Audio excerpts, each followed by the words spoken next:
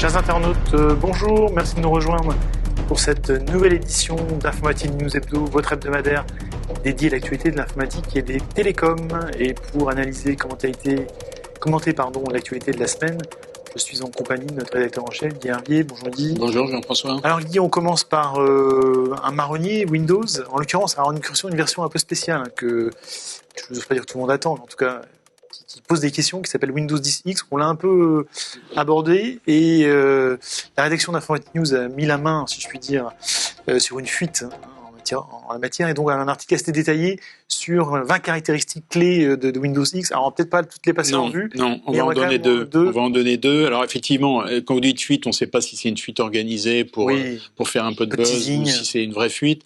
Donc, rappelons deux mots. Windows 10X, on en a déjà parlé à plusieurs reprises. Ça va bientôt sortir. Ça permettra de vendre, aux fournisseurs qui les proposeront, de proposer des PC légers, ultra connectés, qui coûteront pas cher. Et qui fonctionneront, ce seront des cloud PC. On a déjà utilisé l'expression à plusieurs reprises. Et donc, qui seront concurrents des Chromebooks. Donc, on a une nouvelle catégorie de systèmes dans un monde hyper connecté qui arrive de manière assez logique. La première question peut-être que peuvent nous poser nos lecteurs, c'est est-ce qu'on pourra l'installer sur leur parc Alors, c'est la première idée qu'on pourra avoir, de se dire j'ai un vieux PC qui rame, je vais pouvoir l'installer. Oui, ou plus exactement, j'ai un parc de 500 PC. Alors ça, oui, effectivement, qui sont un peu. Je suis DSI. Pourquoi pas le mettre à jour. Donc la réponse est non. La réponse est non parce qu'en fait, les Microsoft fournit le logiciel aux équipements fabricants, aux fabricants de PC qui l'installent et qui le vendent tel que. Et donc, il ne sera pas possible de télécharger un fichier ISO sur une machine pour pouvoir. Alors évidemment, si vous êtes bidouilleur, si vous êtes hacker, peut-être que vous y arriverez. Mais je dirais que le commun des mortels comme vous et moi n'y arrivera pas et ne s'y essaiera même pas. Donc ça, c'est la première question. Malheureusement, la réponse est non. La deuxième, c'est est-ce qu'on pourra utiliser les applications traditionnelles qu'on utilise, Office par exemple, etc. Les applications Win32, comme ça qu'on les baptise. Le fameux legacy de Windows. Voilà, et la réponse est encore non. Donc ça fait 2 noms de Suisse, ça fait beaucoup. C'est comme ça, mais évidemment c'est une nouvelle génération, donc ça veut dire une utilisation un peu différente avec des applis web, un fonctionnement qui se rapprochera plus de la tablette peut-être qu'avec un clavier que d'un PC traditionnel. Donc est-ce que pour autant cette idée de faire fonctionner, de faire tourner des applications Win32 sur ce type de machine est abandonnée complètement ? Non. Donc ça c'est le point positif si je puis dire parce que y a l'idée d'un conteneur puisque en fait cette version Windows 10 tout est conteneurisé, ça a été développé en conteneur. Donc il est possible d'avoir un conteneur Windows 32 qui n'a pas été encore proposé, mais qui est potentiellement possible. On y a pensé, et donc qui permettrait, je dirais, de faire tourner ce type d'application. Je conseille à nos auditeurs d'aller voir l'article très complet de Loïc Duval sur le sujet pour avoir les 18 points restants. Il n'y a pas que des noms. Non, il n'y a pas que des noms, heureusement. Alors Guy, vous me parlez tout à l'heure à l'instant de containers. Je fais la transition un peu facilement, puisqu'on va parler de Tanzu de chez VMware, qui justement incarne un peu le virage DevSecOps de VMware. Oui, alors Tanzu, c'est pas une tribu en Mongolie extérieure, c'est le nom d'un projet dont parle VMware depuis un certain temps. En gros, l'idée, c'est de réunir 2 mondes qui sont un peu différents, de générations différentes, c'est la virtualisation et les containers. Et donc, il y a eu déjà des annonces. Alors, il y a eu les pré-annonces et puis il y a les versions commerciales qui arrivent. Donc, il y a la première annonce, c'était Tanzu Basic. Donc là, en gros, c'était uniquement la possibilité de faire de la gestion des containers dans vSphere. Après, il y a la version standard, Tanzu standard. Donc là, c'est pour faire du multi-cloud et donc c'est la possibilité d'avoir cette gestion des conteneurs bundlés dans Foundation. Donc ça veut dire que la virtualisation, serveurs, stockage et puis réseau. Et puis là, on aborde le 3e niveau. Donc c'est Tanzu alors j'ai plus Advance, parce justement. qu'après il y a Tanzu Entreprise qui est pour un peu plus tard, donc Tanzu Advance, et là c'est destiné aux entreprises qui vont faire du développement d'applications en interne. C'est pour ça qu'on parlait de DevOps. Avec les containers. Et donc DevOps, et même on va un peu au-delà de ça, DevSecOps. Donc ça veut dire qu'on intègre la sécurité au moment du développement d'applications.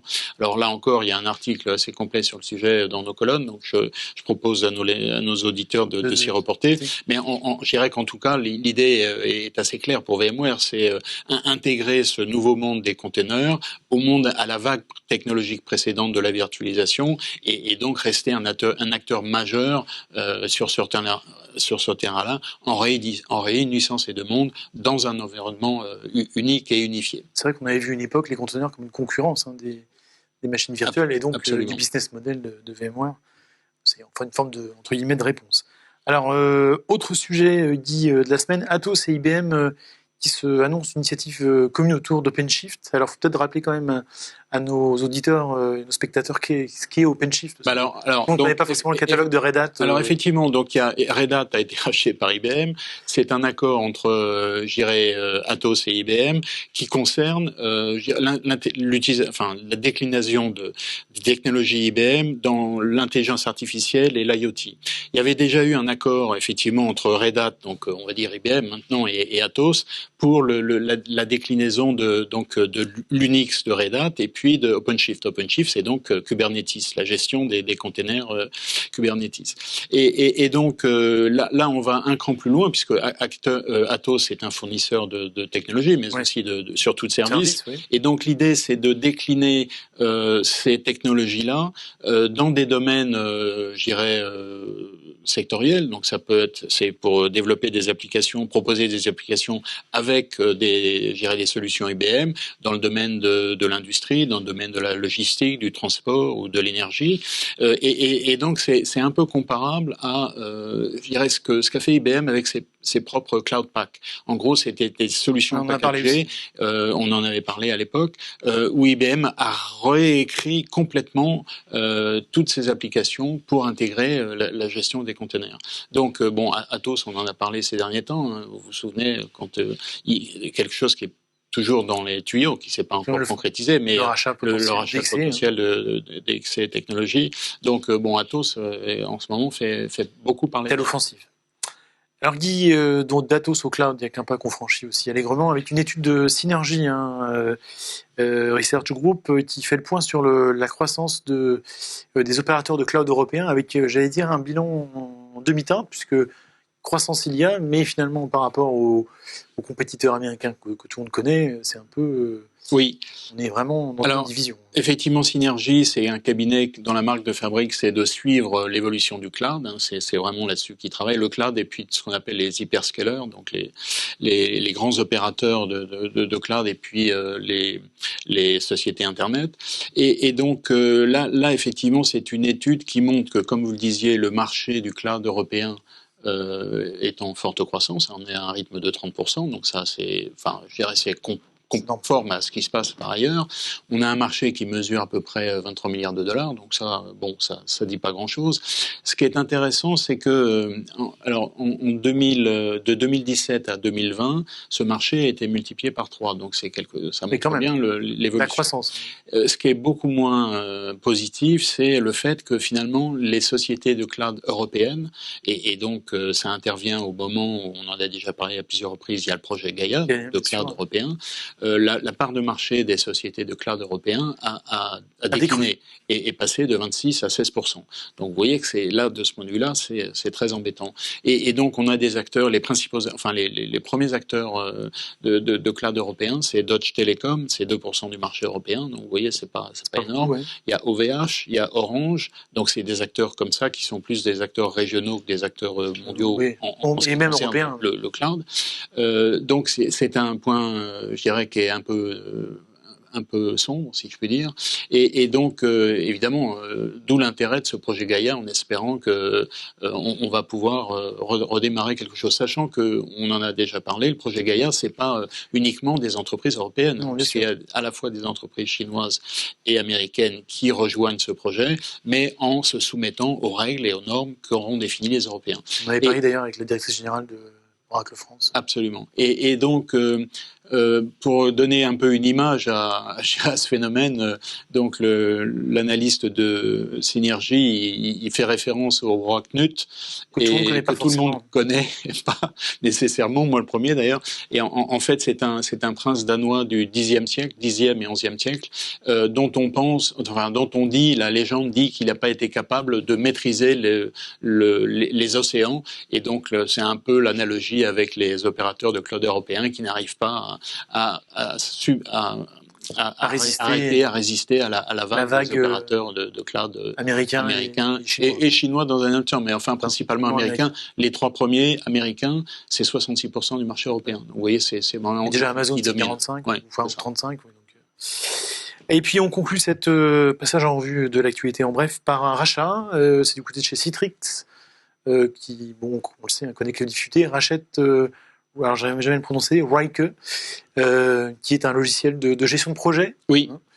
Alors j'allais dire comme ça à première vue dit un peu curieux, mais bon, on voit pas trop les synergies entre. L'analogie qu'on pourrait avoir évidemment, c'est entre Salesforce et Slack, hein, qui est pour un montant qui était bien supérieur. Là, on est à un peu plus de 2 milliards de dollars. C'est un montant qui est quand même conséquent pour une entreprise qui a fait l'année dernière 140 millions de dollars. Donc c'est quand même intéressant. Donc comme vous le disiez, Ryke, je ne sais pas d'ailleurs comment ça se prononce, je ne l'ai lu, je ne l'ai pas entendu encore. C'est une société qui a lancé une gestion de projet en mode SaaS, qui a un peu mis dans les oubliettes MS Project, hein, qui était un logiciel plus ancien. Et donc, je dirais que pour Citrix, l'intérêt, c'est d'aborder la collaboration par les contenus. Parce que la gestion de projet, entre la gestion de projet et puis l'intégration avec les contenus, il n'y a qu'un pas. La manière avec laquelle, je dirais, toutes les entreprises ont fonctionné ces derniers temps, où on a, je dirais, la promotion du poste de travail virtuel chez les particuliers et d'adjoindre en gros ce qui permet de faire du travail de projet et de l'échange de contenu. Donc ça a un sens. Maintenant, il va falloir, je dirais, le mettre en œuvre. C'est intéressant pour dans la synergie entre les deux. Ryke, c'est 20 000 clients. Citrix, c'est 400 000 clients. Donc, ça veut dire que si la synergie est bien pensée, vous voyez bien que pour Ryke, il y a 380 000 clients qui restent et qui sont potentiellement... ce qui était un peu surprenant, c'est que Citrix a cédé GoToWebinar, GoToMeeting, il y a quoi, 2 ans, 3 ans, je crois. Hein. Oui. Et sur une logique un peu collaborative. Oui, c'est sûr, mais il se trouve qu'ils ont peut-être pas, ils avaient pas vu ce qui allait arriver. Hein. Bon, d'un côté, c'était compliqué. Oui, c'est compliqué. Bon, écoutez, suite au prochain épisode, en l'occurrence, on verra si c'est un rachat qui fait sens. En attendant, le dossier de la semaine, c'est le fameux top 10 des faits par Gartner des acteurs du marché des semi-conducteurs, avec un leader qu'on connaît tous, Intel, mais qui est quand même attaqué de tous les côtés, on l'a déjà dit maintes et maintes fois, mais sur un marché qui est quand même qui est en croissance et qui est même un peu tendu d'ailleurs. Oui, alors effectivement, on avait fait le point sur les fusions-acquisitions en 2020 et on avait bien vu que il y avait une effervescence assez importante dans ce domaine-là. Et là, c'est un deuxième volet qui montre, donc c'est le rapport du Gartner, en gros le classement des principaux acteurs. Donc comme vous le disiez, Intel était à la peine, hein, c'est un peu ce qu'on avait dit, mais malgré tout, ça reste quand même le leader de ce marché, hein, 70 milliards de dollars sur un marché qui est évalué à 450 milliards, c'est 15% du marché global, donc c'est quand même important. Ce qui est intéressant dans ce classement des 10 premiers, c'est de voir que finalement, les Américains sont encore ultra dominants dans les semi-conducteurs, viennent ensuite les Coréens. Donc il y a Samsung bien sûr, hein, qui est le numéro 2, et puis SK Hynix qui est le numéro 3. Mais il y a un Taïwanais, donc vous voyez, c'est pas. Et puis il y a un Japonais, donc c'était en gros un dérivé de Toshiba, quand Toshiba s'était délaissé de ses activités semi-conducteurs. Donc vous voyez que ce qu'on peut constater malgré tout dans tout ça, c'est qu'il n'y a pas de Chinois encore. Alors il reste ça c'est les 10 premiers, après il y a des acteurs moins importants. j'ai pas creusé, il y a certainement des Chinois, mais malgré tout, on a bien vu d'ailleurs sous l'administration Trump la tension qu'il y avait eu entre que les Chinois sont encore dépendants en approvisionnement de semi-conducteurs, ils sont dépendants des Américains. Donc c'est encore un marché qui est dominé par les Américains. L'autre élément et le dernier élément que je voulais mentionner, c'est comme vous le disiez, c'est un marché qui en 2020, étant donné ce qui s'est passé, a été en croissance, ce qui n'est pas trop surprenant puisque je dirais que les PC sont envolés, les hyperscalers ont continué à développer leurs investissements, donc plus 7%, mais ça faisait suite à une année précédente, donc 2019, à moins 12%. Donc ça veut dire qu'en gros, on n'a pas récupéré encore, on n'est pas revenu à... Au niveau de 2018, voilà. Par exemple. Très bien. Alors Guy, pour l'événement de la semaine, c'est du coup chez SAP que ça se passe, avec un événement qui s'appelle leur grand messe, encore virtuel bien sûr, annuel, qui s'appelle Rise. Et d'ailleurs, on recevra le patron France de SAP la semaine prochaine pour en tirer... Enfin, la semaine suivante. La semaine suivante, oui. Pardon. Pour en tirer tous les enseignements. Exactement. Donc, comme vous le disiez, donc c'est l'événement annuel Rise. Oui. Alors, SAP. Oui, SAP, c'est ça. Oui, SAP. Ça, c'est la dénomination exacte. Donc, il y aura comme d'habitude, c'est une présentation de Christian Klein, qui est le CEO de SAP. Je dirais que les points intéressants, c'est ça fait 10 ans que HANA a été lancé, donc ça sera l'occasion de faire le bilan, puisque HANA, c'était quand même un pari important pour SAP. Est-ce qu'il a été gagnant ou pas? Le deuxième élément aussi, c'est SAP, qui dit SAP dit ERP, qui dit ERP dit, une évolution vers le cloud un peu moins rapide que pour certaines applications, et donc ce sera l'occasion de faire le point, de savoir finalement quelle est la stratégie de SAP en matière de cloud. Donc ça a lieu le 29 janvier de mémoire, donc c'est la semaine prochaine. Tous nos lecteurs qui sont également utilisateurs SAP auront intérêt à jeter un œil, et nous retrouver la semaine suivante pour faire le débrief. Et finalement, on conclut par notre traditionnel coup de cœur, coup de gueule. Guy, cette fois-ci, c'est un coup de cœur, et c'est un anniversaire, c'est les 20 ans de Wikipédia. Oui. Dire déjà 20 ans.